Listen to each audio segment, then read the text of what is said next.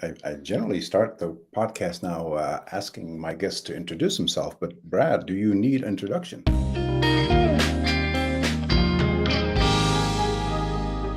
No, of course I do, Okay. Ruckus. I mean, you know what's funny? And I'm sure we'll get into this, and I'll do my little intro here in a second. But you and I are very kind of old school in the WordPress world, right? So We the are. one thing I've noticed in the past 3 or 4 years is there are a lot of people that do not know you or me or people, the crew that's kind of been around for Yeah. like 15 plus years now. You know what I mean? So, anyways, I'm Brad Williams. I'm the co-founder of a WordPress focused agency called WebDevStudios.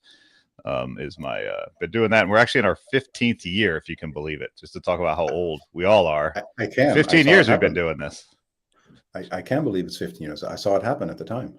I know it's a wild ride, to think where all of us were back when we first met and the things we were doing, and then all the things that's kind of occurred from that point to this point. And here Yeah. we are, still doing Yeah. it. So, what would you say you're most famous for? Because I know there's another thing that people could Mm, possibly know you from. For? What is it Most from? For? famous for? Well, there's a couple things maybe that people might know about me on the WordPress side of things. I've co-authored 5 WordPress development focused books in the professional WordPress series. So the most recent You have. being Professional WordPress Plugin Development Second Edition, came out a couple Mhm. of years ago. So, I've published some books, some physical, books that you can flip through paper. Of course, there's the ebooks and Kindle versions, but having an actual tangible thing in my hands that I spent, many, many, many hours on with a great group of people is a pretty cool experience. So, and to be able to share that knowledge and, kind of a well-rounded way in a book has been great. So certainly that I would say on the WordPress side. On outside of WordPress, one thing I was known for is I measured my son with cheesesteaks ever since he was born. So Yeah. I live in outside of Philadelphia in the suburbs. Cheesesteak, if you're not familiar, that's the kind of official food of Philadelphia, which is basically chopped steak mixed with cheese whiz is the traditional, and onions. Right, very simple but very very good.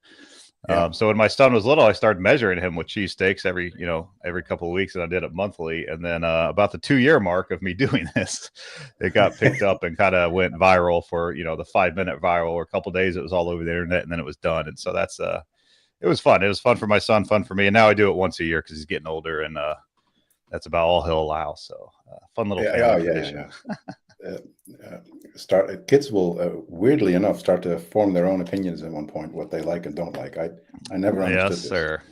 You've been down that road, my friend. So I have. he's I 7 have. now, and he's still allowing it. So I'm betting I can. I'm hoping I can get to about maybe 13 or 14 before I start getting some real pushback on the Yeah, on that the sounds annual about right. photo. That sounds about right. We'll see. So awesome. You are known, I would say, for me, probably started with the books. I think the very first one I had. I think you even sent me a version of it. If come to think of Hmm, it, to review. Man, what a nice guy I am. Yeah, you are. You are. I What might has have. happened I mean, the since? first book was like, I want to say it was 2010.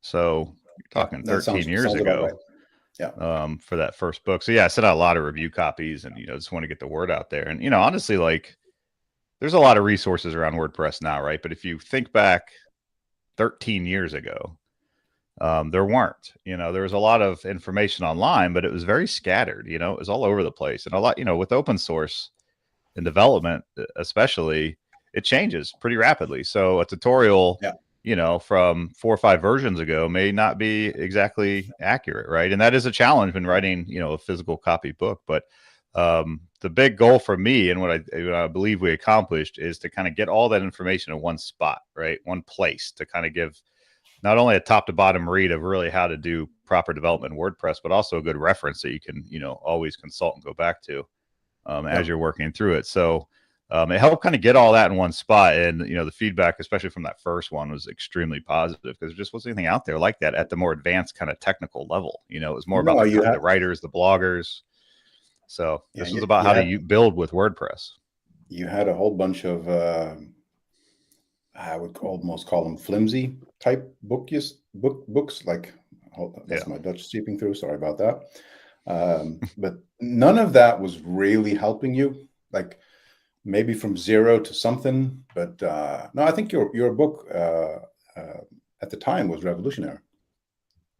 Well, I appreciate that. I mean, that's what it's the book that I needed at the time, and honestly, it was a bit, um, stressful. One thing I was in the military. I was in the Marines right out of high school, and that kind of set me on a good path, right, towards just getting my head on straight and kind of getting in a good path in life.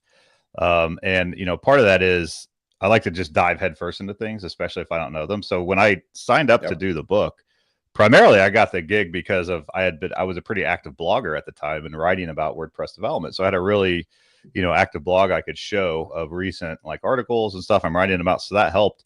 But there was many topics in that book that I didn't even know.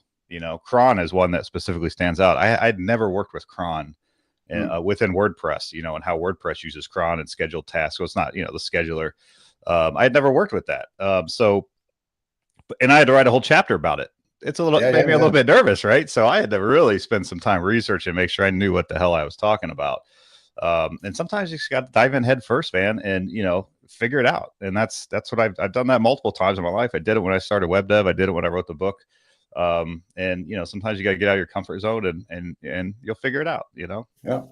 So I'm assuming that the research was mostly revolved around actually diving into the code, Mm-hmm.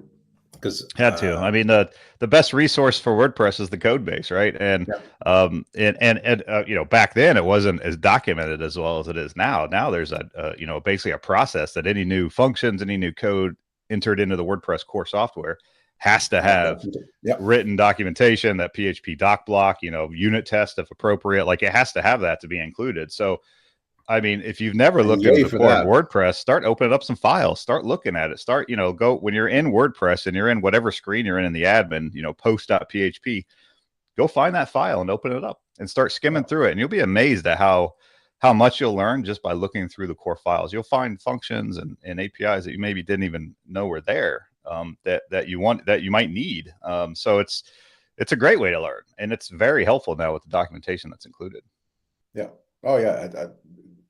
The difference between now and then is just almost like it's a different CMS. And I guess in a way it is, but the amount of documentation Yeah. you can find now, and then with developer.wordpress.org, having stuff explained much better than codex.wordpress.org ever did. It's it's a lot easier to jump into understanding if reading through code isn't your thing. So It is. I have a question. I remember, and you said as much when you said co-founder WebDevStudios. You started one of the first larger WordPress agencies at the time. What was that like at the time? Yeah, I mean, talking about diving in head first, it was 15 years ago, 2008, April of 2008. So, a couple weeks prior. But, I was living in April. Indiana, just out in Indianapolis, working at a big e-commerce, website. I was the IT director, and I'd always had this kind of itch to do my own thing. Even when I was in the Marines, I kind of wanted to do my own thing. But I got out, and I was like, let me get established, let me get a job, and build on this career after the military. And I did that for 4 or 5 years. And, around 2008 is the time I decided that I was going to jump, the planning happened prior to that, but 2008 is when I finally, made the move and, sold my house, packed up my whole life and moved out East to start the company. So, and looking back, it was kind of crazy. Like, again, I put myself in this position where I didn't really have an opportunity to fail. Like I had to succeed because I was living in my friend's loft, in New Jersey. I went from like a, 2,500 square foot house in Indiana, which is a very kind of inexpensive state, to live in terms of the US, to New Jersey, which is like the most expensive state. This is, if you also remember, this is in the middle of the, the collapse or economic collapse was starting to form at the time. So It was. of course we didn't know that was coming, but that's what happened 2008 to 2009. So looking back, it was insane. I had about $2,000 in my bank account. You know what I mean? Like it was just looking back, I'm like, I don't know how, what I was thinking, but What I didn't possessed you have any to? other option. It had to work. So we were just a, legit coffee table startup of a little bit of money in the bank, and let's go out there and grind and find some clients and start building cool things. So it happened Who did very you start with organically. again? Sorry? Who were your co-founders again? So myself and Brian Messeliner, who Yeah. we met when we were in the Marine Corps, and we were developers in the Marine Corps. So Marine Corps actually taught us to write code, even though it was a bit older code like Visual Basic 6 and Ada and some Yeah. things. But they taught us coding and concepts, and which you can, once you kind of understand the concepts of programming, you can springboard into pretty much any language, right? It's just a syntax thing mostly. But so him and I, started the company, and it was, again, very organic. He was still working full time somewhere else. So he had a kind of one foot in the door, but I was all in. So we just started grinding. And, I think the timing of when WordPress started to take off really aligned with when we kind of started the company and started to grow. Because like you said, WordPress back then was very much blogging software. There weren't custom post types, that didn't exist. So we were building things in very interesting ways, but we were still pushing the boundaries of WordPress. Like we built a car dealership website, back in 2009, which nobody was doing that stuff using WordPress. And it was all like, if you wrote a blog post and checked the car category, then it knew what template to load to show off that car, right? That's how we were kind of getting around the rules of WordPress at the time. So, but yeah, there was no funding. It was all organic. It was very much just kind of bootstrapped and let's figure this out. And it just continued to grow. And of course, when WordPress really exploded around the 3.0 release with custom post types and multi-site and all that great stuff, we were right there at the front lines. And then, all this amazing stuff just kind of landed in our laps, so very lucky. I think the timing, obviously, and just kind of having there is no plan B, plan, if you will. It had to work. It had to work, and so we made it work. I recognize very much of it in a similar fashion when looking at how that period went for me as well. I think in end of 2005, I had finished moving over all of my existing clients from Mambo and Joomla over to WordPress because 1.22 introduced Pages, which was a godsend to me. That's how old we are. This is he's talking using WordPress before Pages existed. Yeah. I played with it before, never really used it, like not on a live site, like actively using it. But 1.22 made it real for me. And then 2006, I started to really ramp up. Yeah. And like you said, the hacks you had to figure out to display different type of content, which was in the blog, but not wanting to show it in the blog. You had to get very creative. You did. So yeah. I was going to say, if you look back at the WordPress will be 20 years this month, right? So I'm sure you've looked back, like, what are the most significant things that you think has changed in either WordPress or the WordPress community over that period since you first started and now? Yeah. Well, a lot's changed, right? If you look at the core software, we talked about it, kind of growing from a great blogging platform to a really great content management system, right? Like just those leaps and bounds to make it more of a robust solution. Have changed things. I think one big glaring thing, we talked about how we've been doing this for a long time, right? So there's always new people coming into WordPress in the community, which is great. That's what you want, right? You always want fresh faces and ideas and, getting more people involved.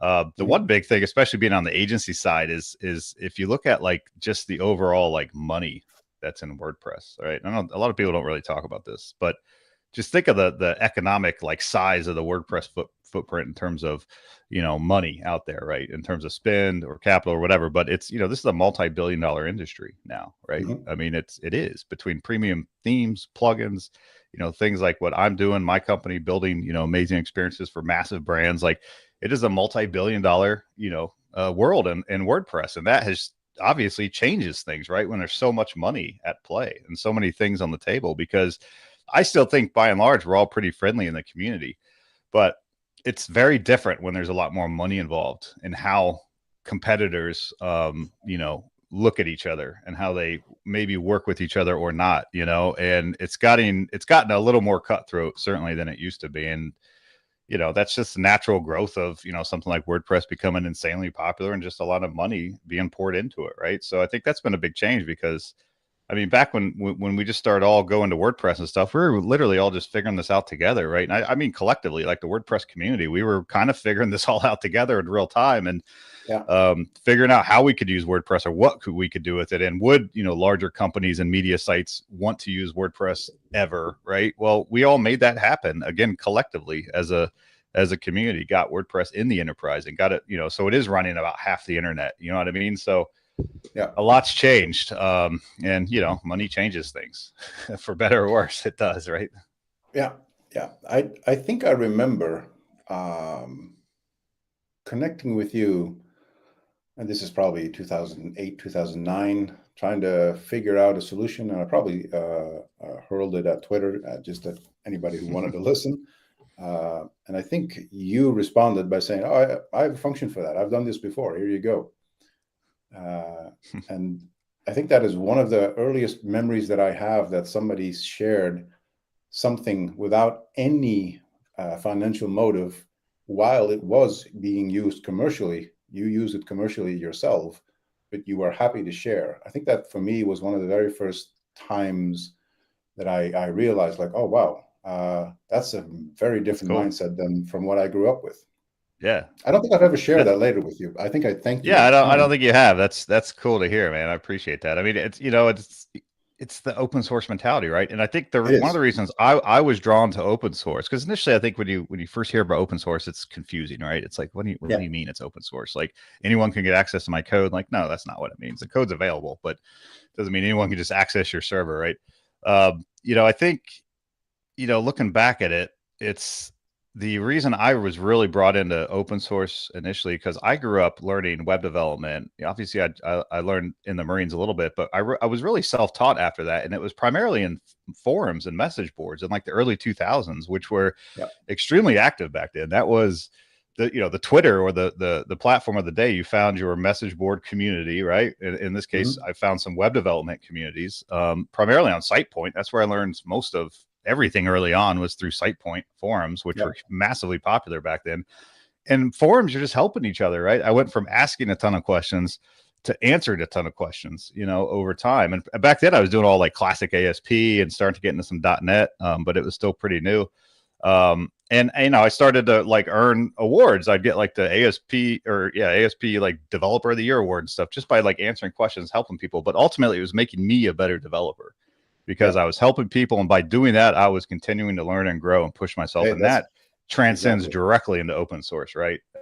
Helping each other and learning together. And, oh, did you try this or that? Did this work? No, that didn't work. Like, it's the same thing, right? It's just a new medium, a new way of doing things. So, I think a lot of us kind of that grew up and learned to code kind of online, in message boards, in forums, in ways like that. Open source is just a natural, transition, because again, if we're not all helping each other and helping the platform grow, the project will die, right? That's just the nature of open source. And we've seen other massive platforms that kind of die off because the community kind of died off or lost interest, or whatever reason. Decisions were made that people didn't agree with, and they walked. So, I think that's kind of of, a few examples. I'm curious, were you also in that like early 2000s message board, world of web development? And I tried. I started out with Mambo. And for those who don't know what Mambo is, it was the precursor to Joomla. Joomla is a fork of Mambo. And I didn't find the community very welcoming, which made it hard for me to really dive in. And I've been playing on stuff online since the very before I had broadband. But the day I got broadband was the day the world opened for me. And that is February 1st, 1996. I mean, I remember it because it was the first of the month. And were you on a 2400 bitrate modem, like dialing in?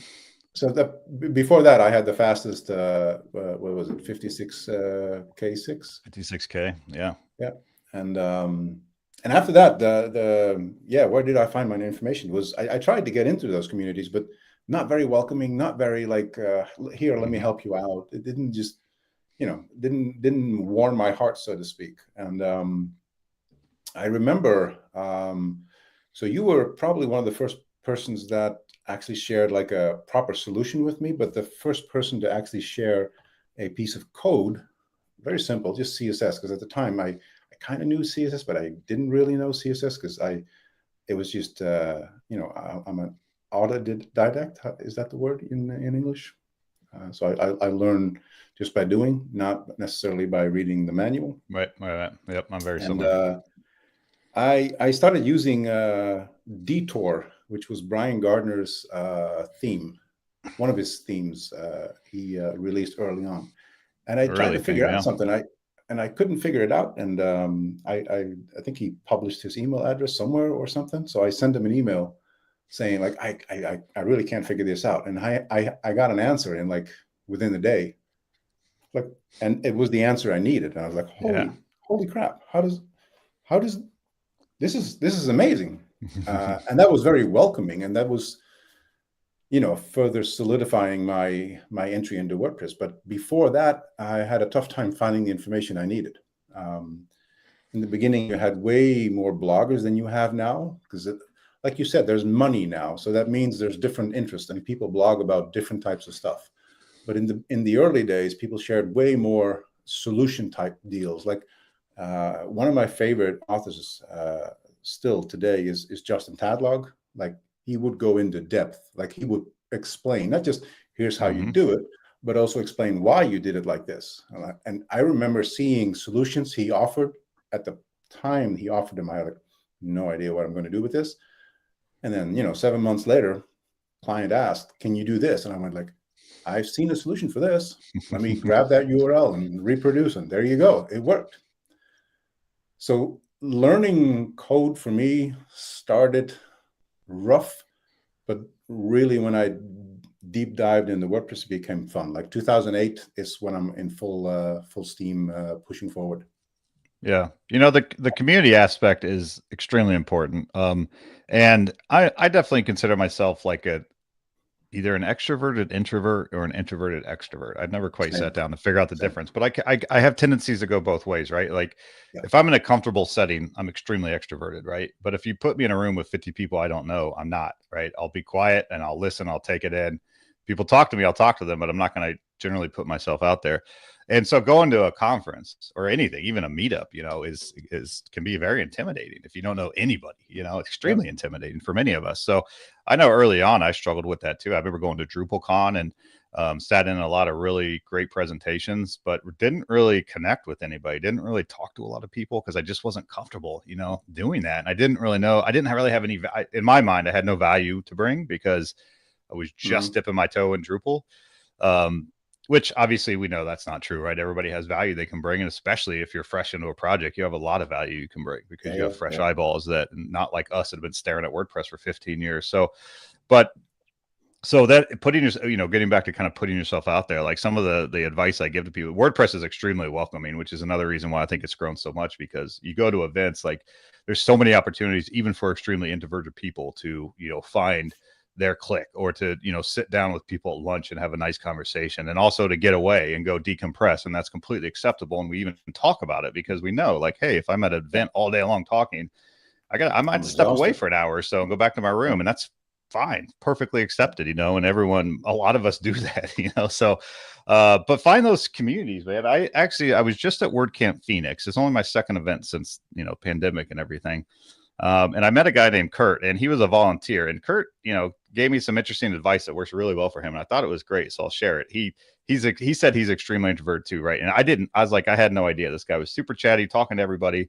He's like, he would go to events, walk around a couple laps, not talk to anybody, basically call his wife and say, yeah, it's not that great, and leave. And he's like, he just kept doing that. And he's like, I need to put myself out there. So what he started to do is he would be a volunteer, because when he has a set job, and he would always try to volunteer at the front desk when the check-in, because when he has a set job, he was like a totally different person, because now he has a reason to be talking to people, right? He is volunteering, he is helping, he has a reason to be talking to people, which is the only excuse he needed to really start opening up and interacting with people. And I was like, that is actually really good advice. Like if you're a little bit concerned, volunteer. It's a really safe space with really welcoming people, and it's a great way to get out there. And then you're going to have a job that is going to basically require you to have some type of interaction. And I bet you're going to have a much better experience, at events if you try that. So I thought it was great advice. Yeah, I agree. I agree. I would say the vast majority of my interactions have come from either organizing or volunteering, meetups and WordCamps.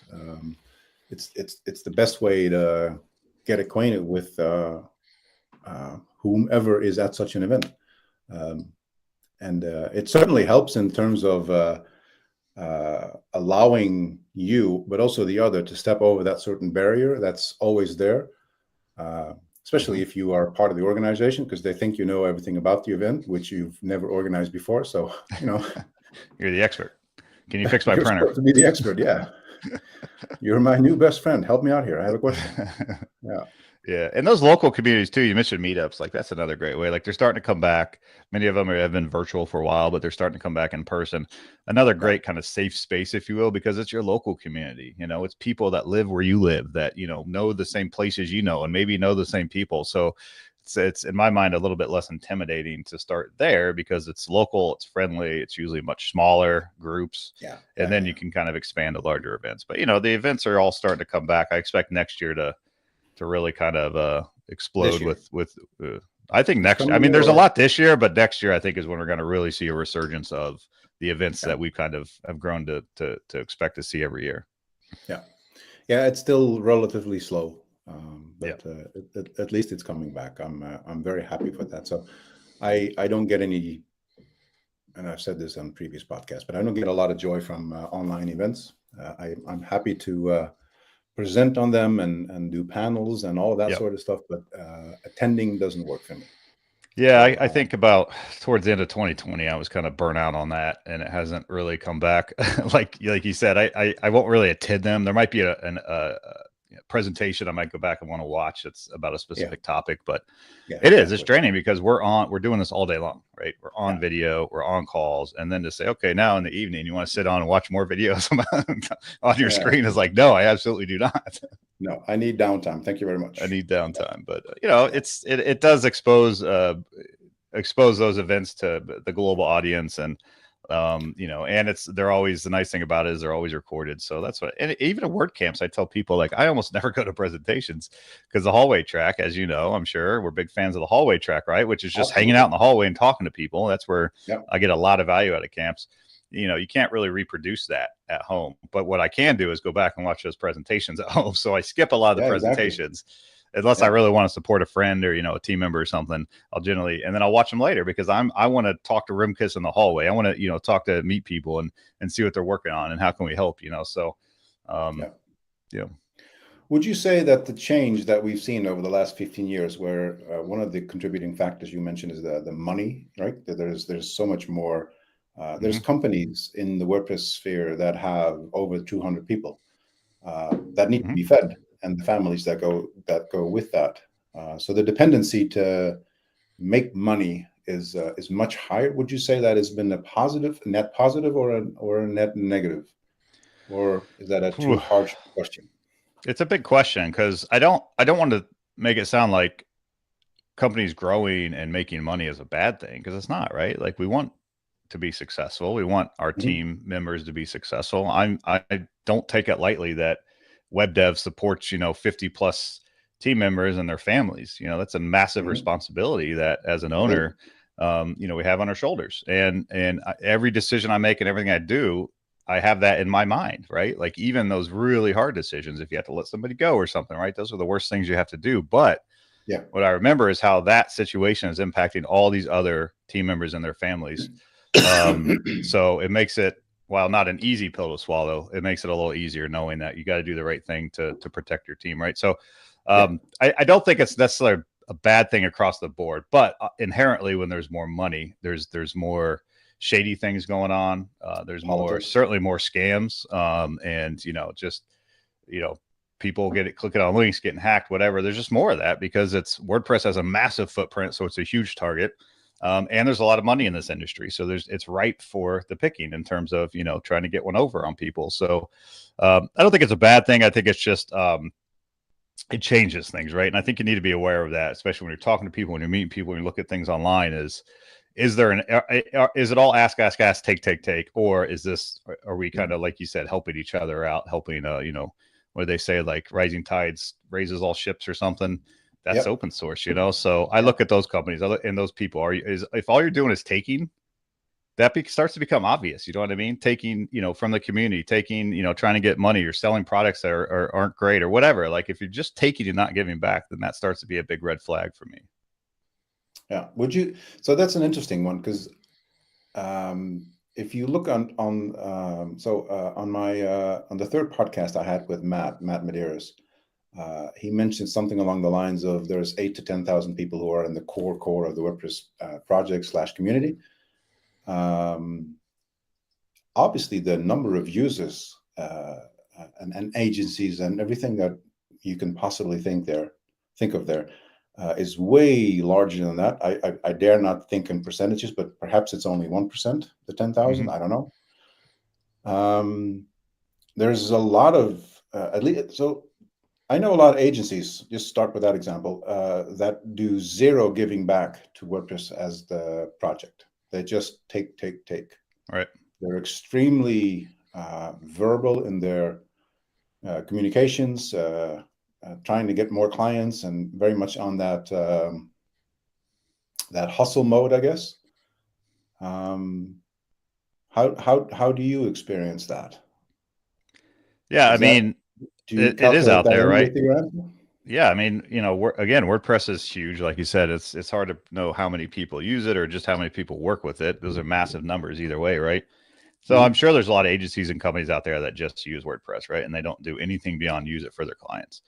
We're very much, big fans of, proponents of open source. So, and we always have been, we're passionate about it. It's one of the reasons we went all in on WordPress in early 2010. And it was a risky call, because we were doing a lot of other stuff too. And we got rid of all the other stuff and just focused on WordPress. But, so yeah, I guess I'm trying to get my thoughts together. I think Matt's point around the 8 to 10,000, he's not wrong, right? Like WordPress is huge, but in terms of the people that really, really, really care about it, really care about the direction it's going, really care about decisions that are going to be made, that is a small group. But that is a hugely important group, right? Because we are helping direct WordPress, whether you realize it or not, whether we're working on core or helping with core or not, like we're all helping shape WordPress in some way. At WebDev, we've always wanted to make sure we're giving back and not just taking. And when Matt Mullenweg introduced the 5 for the Future initiative back in, this is almost 10 years ago. This is 2014 when he announced that. And the idea is that companies that are using WordPress, if they could give back 5% of their time to the project and contributing back to the project, imagine how much WordPress would grow and how quicker it could potentially grow if we're all just giving back 5%. So we took that to heart, and we've been contributing to 5 for the Future since the start, since 2014. Every Friday, and I actually, now we do it. It's the last Friday of the month, company wide. Everybody contributes, right? And we contribute to the project. So, and I take that in a much broader, when I say contribute to WordPress, I look at that as a much broader circle than I think some people do, because many people look at that as just contributing to WordPress code or, on one of the official teams of WordPress. And if you're not doing that, it's not contributing. I don't agree with that.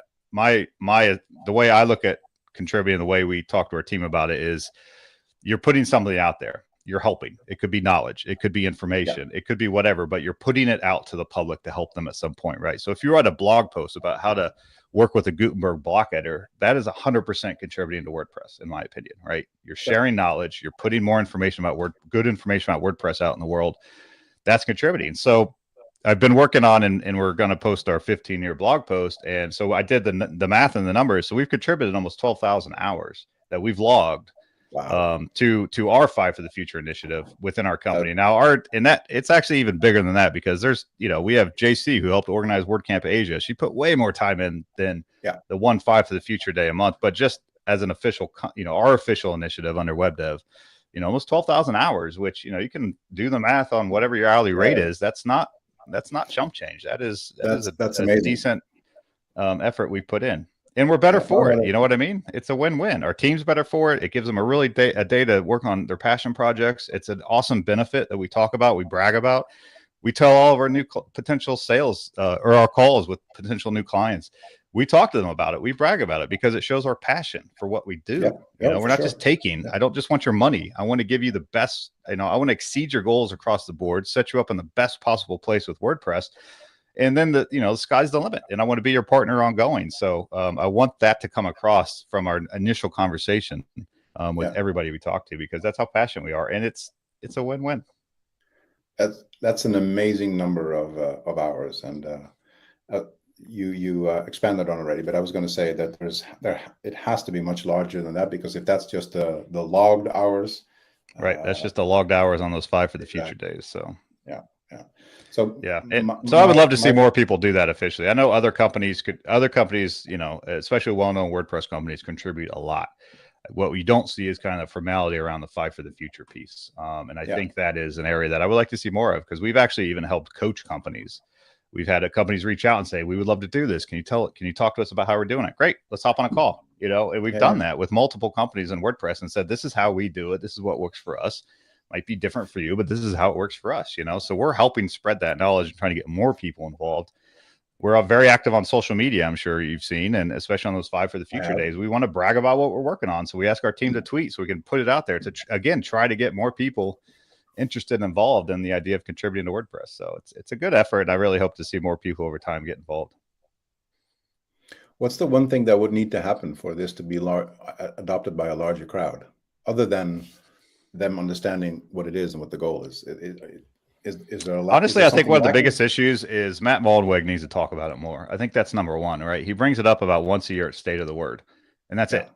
I really think he just needs to talk about it more, really, talk about it, tweet about it once a month, or, really prop up companies. And I'm not doing this just for self-promotion, but prop up companies like WebDev and say, look at what they're doing. It's working for them. You should be doing this. And Matt has a massive audience and a huge reach. If he just talked about it a little bit more, I guarantee you it would take off more. But he's not super active on social.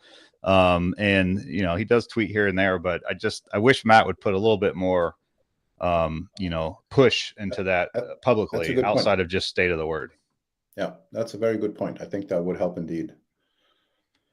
So if you look at I'm again going to cite the 15 years, because that is a huge milestone. But very proud of it, and you should be. Especially how you've done it and with what you've achieved while doing it.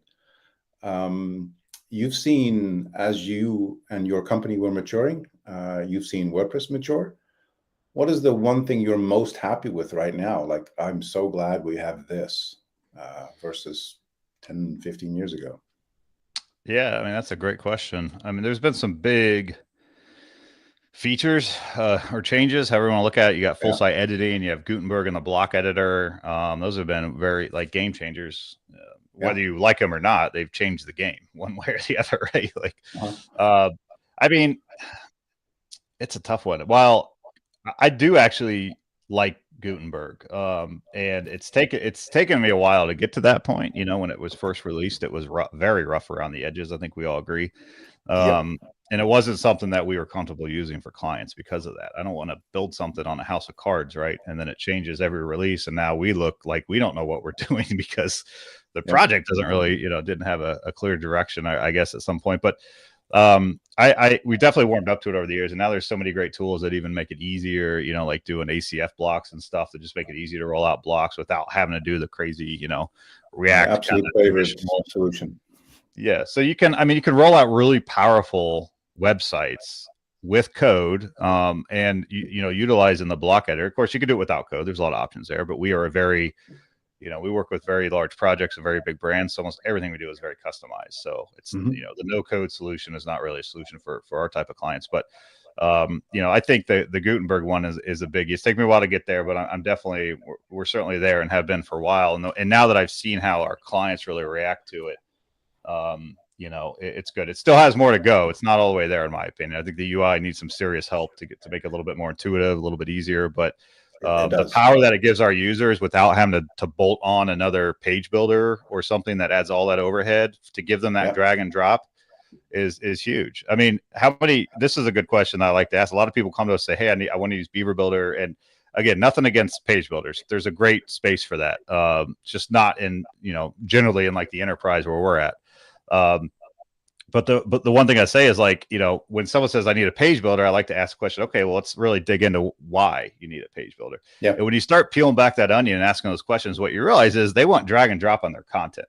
They're not talking about their menu. They're not talking about their footer. They're talking about the content. I'm like, great. You don't need a page builder. You just need a really good Gutenberg integration, right? And then you drag and drop, and you can do all that directly in the content. So it really satisfies a lot of the need for really robust content creation in a very quick way. So I'm happy with where we've come at this point. You know, I wish we got here a little bit quicker, but I'm very excited about kind of where we're going to, and again, tighten it up, because it's open source. You know, that sometimes you just got to ship it and keep iterating. And, you know, people may not agree with that, but, you know, version 1's the hardest thing to get out the door. So it had to get out the door and iterate, and now it's in a much better spot. Yeah. So the Gutenberg is a great example of opening up a new realm of possibilities. I would say that I get a similar types of requests and similar types of answers in terms of what they actually need from a page builder, the drag and drop part. And it's still a little ironic to me that that particular part inside of Gutenberg, the block editor, is still too rough, because we still don't have proper drag and drop, right? It's a little clunky, right? It's a little clunky. Yeah, it works with the list view, but then also if you open up a new column and you already have a paragraph, you want to slide into the column, you need to first add an empty paragraph, so then you can slide in the paragraph you want it there. It's a little, you know, doesn't make a lot of sense. There are some quirks. Some quirks you got to learn and you know, kind of understand the workflow there. But that's the area I'd really like to see it improved, is the drag and drop. The, you know, just the visual kind of side of it is one of the reasons WordPress got so popular early on, in my opinion, is the intuitiveness of it, right? Like, you could log somebody into WordPress that's never used it before, sit them down and say, create a post, publish a post, and they would be able to do it. You know, now it's a little bit harder, right? Publish a post. Yeah, they could probably do it, but it's a little bit more complex than it used to be, because WordPress is a little bit more complex. But that's the reason it's taken off. And that's one of the reasons we were drawn to it so early on, because when we train our clients on WordPress versus Drupal or Joomla or something else that we were using, like, they got WordPress like that. You know what I mean? The other stuff they did not. And then they would want us to really customize the admin, and this doesn't make sense. And it's like, now we're getting way out of scope here, right? So, yeah, it'll get there. You know, we got to keep iterating. That's the most important thing, is just keep moving that needle forward, you know? Yeah.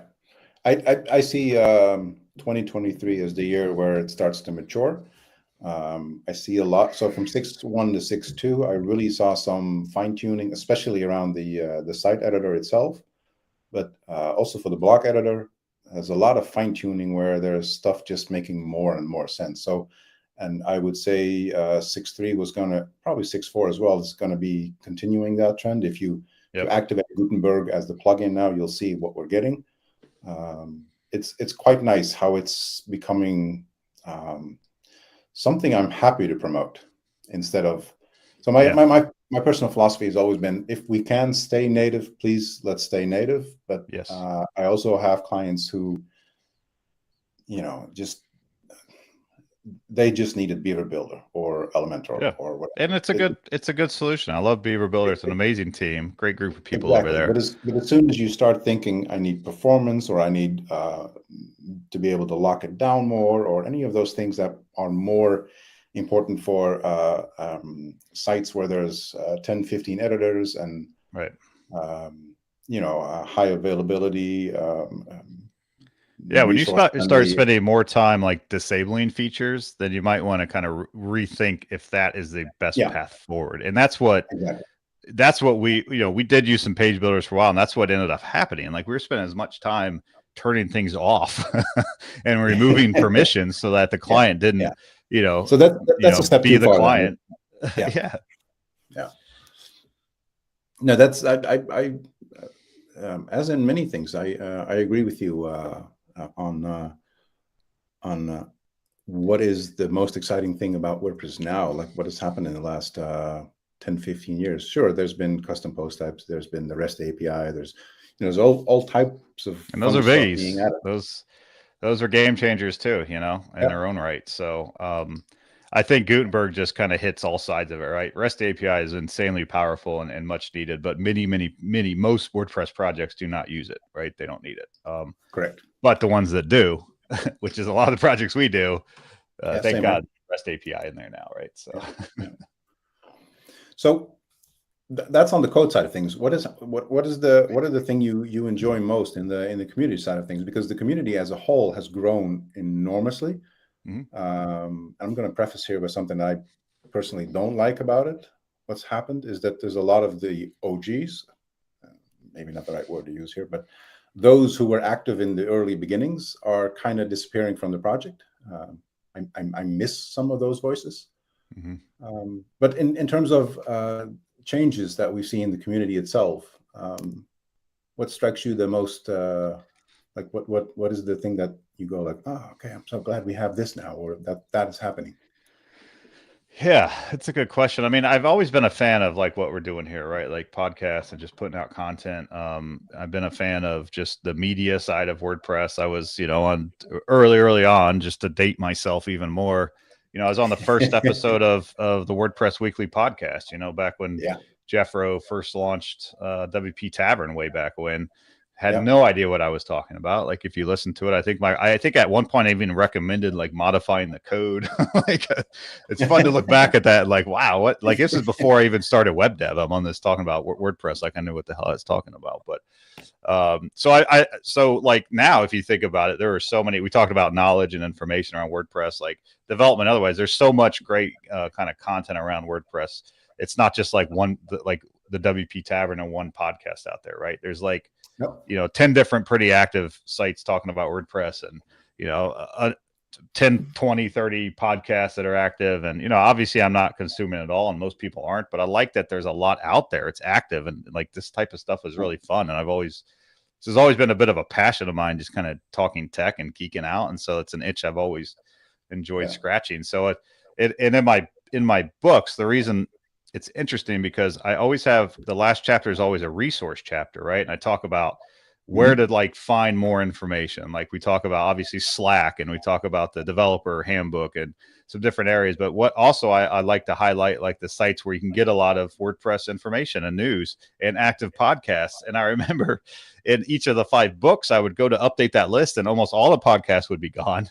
And usually like one of the media sites, which is usually the WP Tavern, would still exist and all the other ones would be dead. Like things just Yeah, kept kind of dying off between each iteration. But now it seems like, especially in the past couple of years, and maybe this is pandemic related, there's just like a lot more of these sites have popped up with really thoughtful members of the community, really kind of putting thoughtful pieces out there and kind of asking interesting questions to get conversations going. And so yeah. I definitely am enjoying that side just because it's always something I've enjoyed within So you're WordPress. basically saying you're happy for me to finally have started a podcast. I am. I mean, I subscribe to your newsletter and you're putting out great content. Like I like this stuff. You know Thank what I you. mean? Like I don't want the generic like mass distribution email to 500,000 people. You know what I mean? Like I like the Yeah, more intimate stuff like you're doing. And you still have a pretty decent subscriber list, but like just it's your thoughts. It's like this is interesting, that's interesting. Hey, this caught my eye. And you sharing that information and me knowing you and us being friends, I value that stuff way higher than I do some mass distribution list and whatever links yeah, they're putting in there that are probably sponsored and they're not telling me. And you know what I mean? Like so yeah. I love that kind of the more intimate side of it. And there's so many great tools to do this so That's nice to easily. hear We're because podcasting on Wave, and I've never even used it before. It's great. It's easy, yeah, So yeah. So I think the rise of podcasts and I think YouTube as a whole as well is something I've been looking at for the last 2 or 3 years, but probably even longer. Just never found time for myself to dedicate. Like, okay, and now I'm actually going to do it. mm-hmm, Um, the the move to media from slowly away from uh, so we went from blogs to social, and now we're slowly going back to blogs and podcasts, newsletters, and YouTube. All of mm-hmm, these different avenues. I guess YouTube still is social, but it feels different. I like seeing that for probably the same reasons. It's there's more interaction, there's more in-depth sharing of knowledge. mm-hmm. Um, and yeah, it's why I jumped into it finally.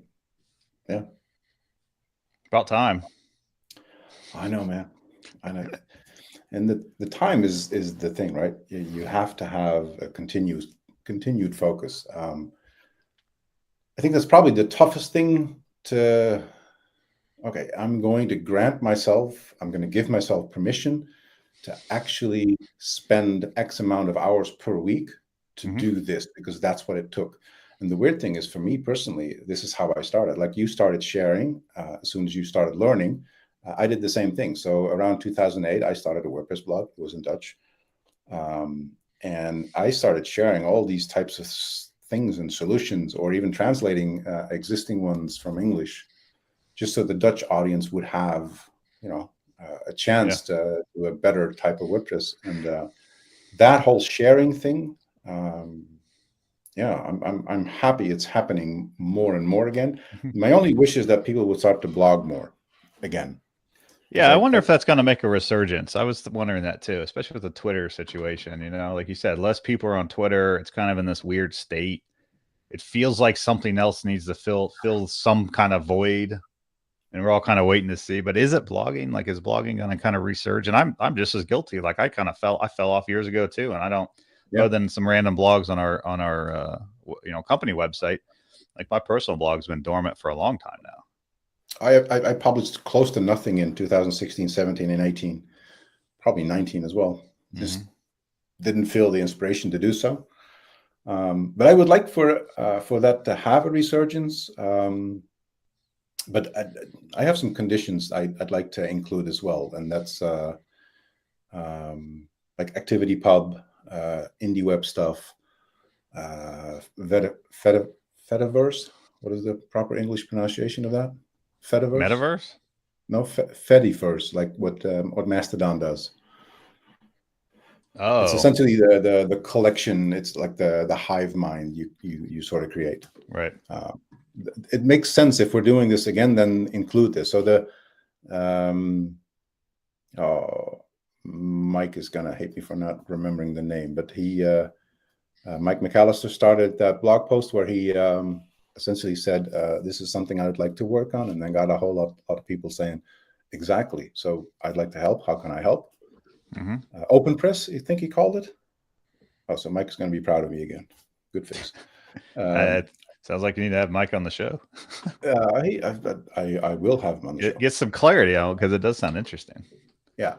So if we're doing this again, then please include these types of protocols, because that makes it so much more interactable. Like, if I comment on something on Twitter or Mastodon that has been published on the blog, you want to have that as a unified conversation, right? Somewhere. You need to have a way to sort of communicate between the various channels. And that's a problem I think we need to solve, because it's been too scattered, and we need to find ways to bring it back into... Remember, back in early blogging days, there were so many different tools that just don't exist anymore because people stopped blogging, right? Like, pingbacks and trackbacks were like all the rage, and that's how you knew if people were talking about you or linking to you. And then there was like we all had our blog rolls, of our friends and people we followed. And then there was a service, I'm trying to remember the name of it, but it was a way that it kind of made it more social between the blogs, right? Like, what was it called? Blogspot? I don't know, not Blogspot, something like that. Blogger? No, these are services. I don't know. It's some tool, but anyways, it was a way to kind of take all the blogs, because everybody's very active, 15 years ago blogging, and essentially have a network in a sense of, the blogs you follow, and to get updates and stuff. And like all that stuff is just kind of fallen off. Like, nobody does any of it anymore, right? Like, pingbacks and trackbacks are just disabled. Nobody wants them.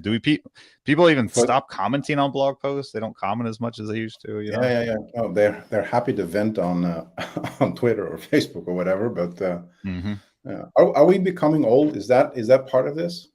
I mean, yeah, it is. Like, this is the thing. Like, just take a step back. There's so much like crap going on in the world right now, and so many people are just angry about everything, and a lot of it has to do with change, right? Like, if you take a step back, people inherently, just humans inherently do not like change, right? We get very used to something, and if you change that on us, we don't like it, most of us. And a lot of what's going on in the world, and even the stuff we're talking about here, a lot of it has to do with change, right? Like, things are changing and evolving, and we're in technology.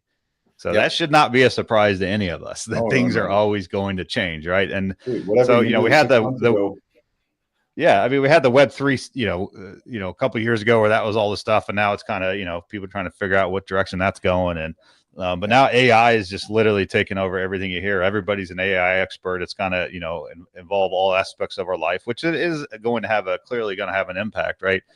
What does that mean for us? What does that mean for you and for me and for building websites and writing code?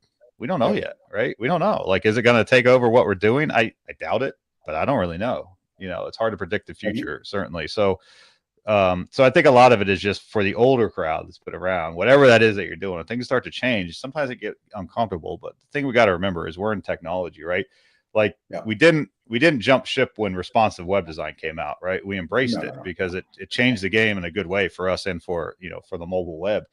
So I'm looking at these things like AI as how can we help and benefit from it, but sometimes you just have to say change is good, right? Even if you don't necessarily agree with it. Gutenberg, a lot of us were not into it at first, right? We're like, what is this? What is it doing? It's changing everything. It's a little bit clunky, but ultimately now look at us, what we just talked about. Like we're both kind of on board with it now, and we wouldn't have said that a couple of years ago. So you even got the old G's on board, right? So it's like sometimes I like to step back and say, is it just because it's a change and I'm not used to it? Okay, how many times has Facebook changed their UI? And every time everybody talks about how awful it is. Every single time. It's like every 3 or 4 years. Oh, this is awful. I can never do this, blah, blah, blah.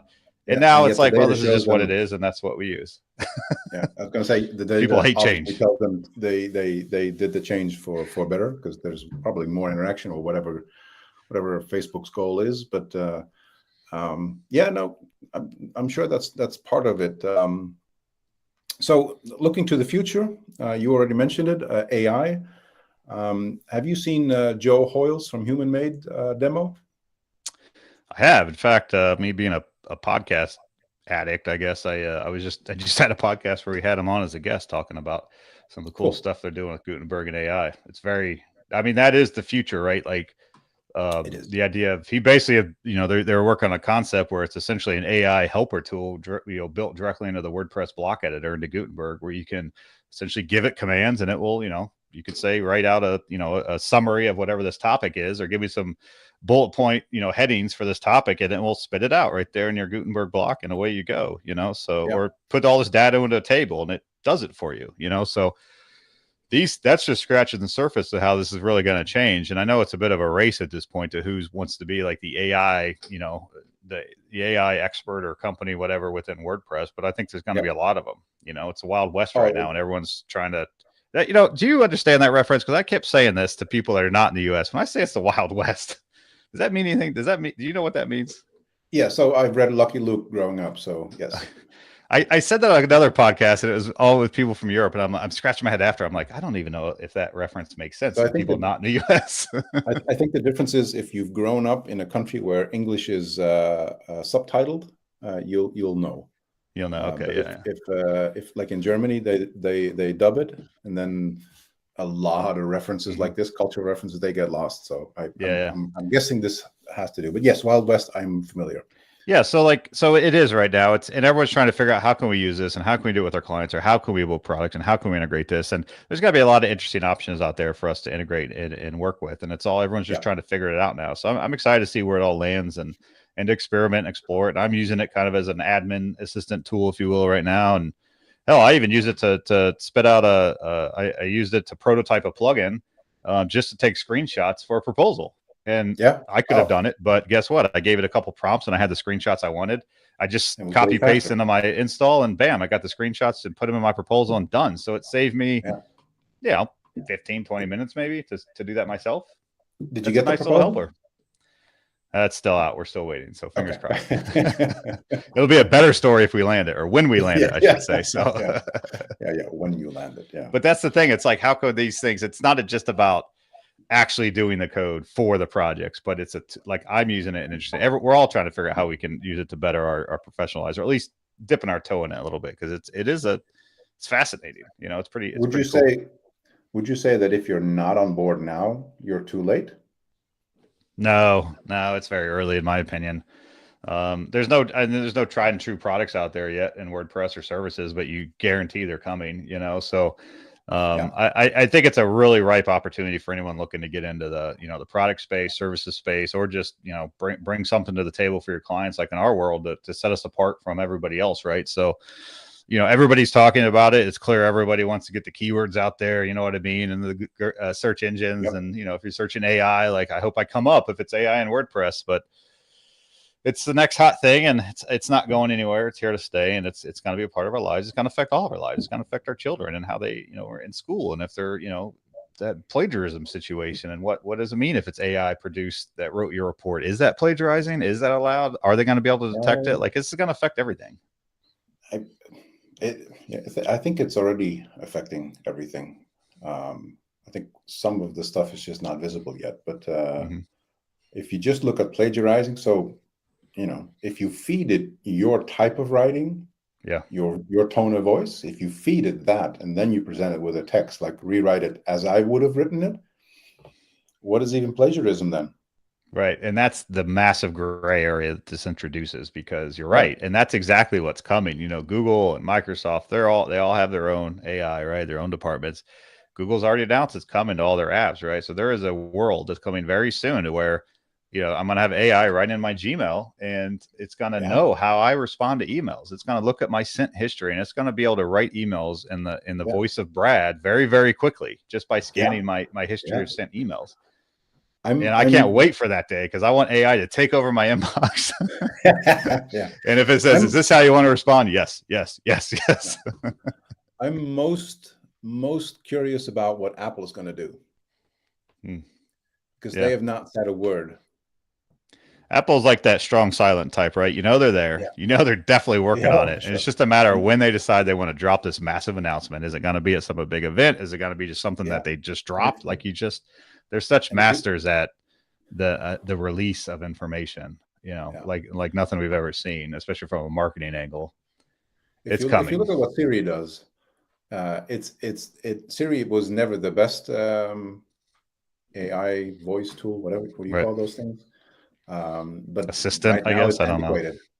Right now, it's just antiquated. Like, I ask it, and it'll tell me, there's something on the web I can present you. I'm like, no, that's not what I asked for. I don't even. They were the first, right? I think they were the first, if I remember right. Like Echo hadn't, or Alexa hadn't came out yet. The Echo. I don't but Siri was the first that did that within the iPhone, and I think it was like iPhone 4 or 5 when they first introduced Siri. But then Amazon saw the potential of actually making a device and doing something similar where you could sit it and talk to it, and not just be on your phone. But yeah, I agree. Like, now imagine those are all going to get upgraded, right? Like, my home is all Google, so I have everything smart. Even the kettle, which you would appreciate. We could just say, turn on the kettle, and it fires it up in the next room. You know what I mean? And my watch will tell me when it's ready to go. Right. So it's, I have a very smart home, and eventually it's going to get to where it's more conversational, like you said, where it's more, hey, Google, how's it going today? What's up? What's on the schedule? Anything interesting going on? We're just going to have conversations. Like, it's not going to be like barking orders at a machine. Yeah. I'm all in on Apple, and I essentially start my day on asking the mini HomePod in the bedroom, like, what's the weather? What's the temperature? Just, the first basic question. I don't care too much about news, but like, what's happening around me? If I'm indecisive on what to wear, small little things that make life better. But yeah, I think there's exciting times ahead of us. AI, WordPress, the growth of WordPress, which is still happening. And I'm here for it still, like 18 years in. I'm still very happy. And honestly, this stuff keeps it exciting, which is why technology field, it's why we're in technology, right? Like, we wouldn't be here if we didn't, like, if we're not curious. And we need the wanting impulse, to learn. Right?